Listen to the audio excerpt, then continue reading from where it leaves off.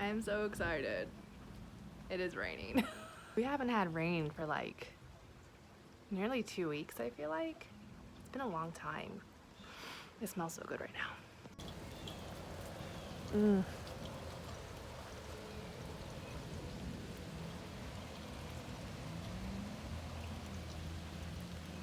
It feels so nice.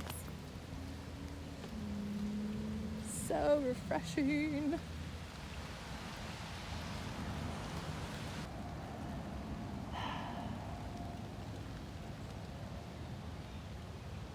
Oh, look at that. Come on.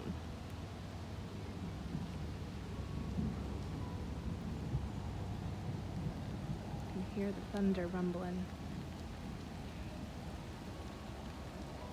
I think everyone... Are you happy, Chard? Are you happy, Basil? These carrots look so happy. Are you happy, sunflowers? This zucchini is, oh, so cool.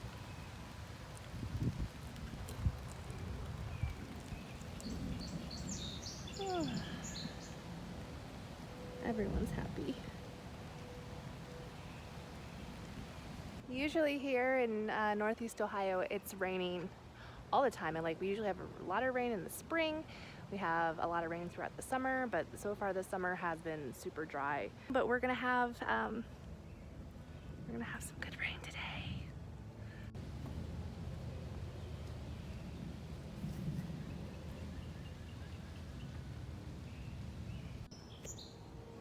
Carmen's cleaning out our barn, and we have this cable reel that's been taking up a lot of space, so we took all the electrical cable off and just wrapped it up with some electrical tape and threw it up in the attic, and because we're not using it anytime soon. And we are going to repurpose the reel as a little table outside. I mean, it's really good, decent size. I could get a couple cute little chairs to put around it. I'm going to paint it or stain it. And there's even holes where I can put my little umbrella in it. So that'll be a new thing to work on this week. Looks good. Lilies bloom today. This is gonna be explosive in the next few days. Color is just popping.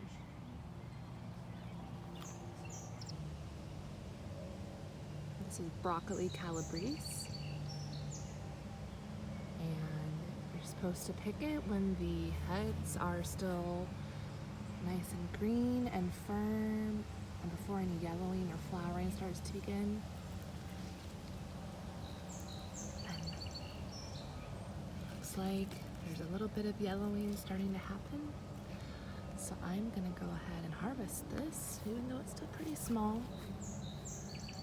Just comparison with the size of my hand. But that's alright. I would rather have a tiny broccoli than no broccoli. So I get to harvest this today.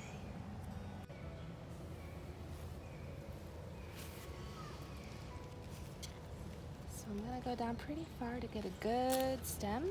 Oh, that was super easy. Aww. Here's a cute little broccoli. Yeah, you can see on some of these, they're starting to open. So this is probably a good time to get this done. And there's another one, little side shoots will continue to grow off of these. There's one here, one here. I mean, we're having off and on weather of warm days and then cooler days, so I don't think it quite knows what to think, but I'm glad to get some broccoli rather than none. Ooh, there's a nice head down in that one still. So there's more coming. We'll have more. Got a good bunch of peas. So we'll pick those. It is feeling so wonderful outside, and it's just really cool and refreshing. And I think these plants are loving it. We got some baby peas. Lovely, lovely peas. They're so cute.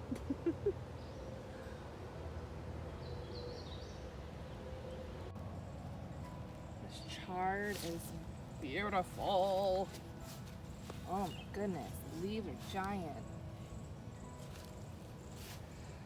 And I've been picking it pretty regularly too, and they are just huge, massive leaves. Amazing. We're letting this cauliflower go to seed, if you're wondering why I'm not picking that.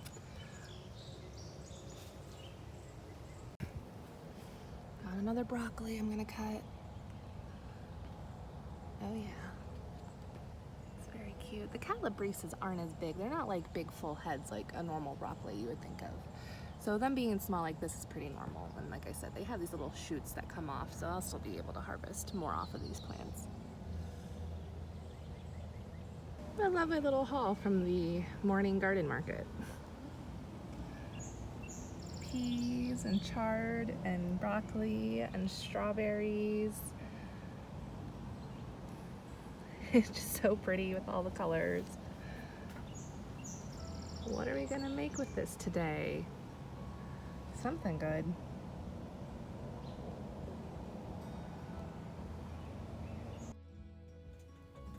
So I use those beautiful peas, broccoli, and Swiss chard to make this meal.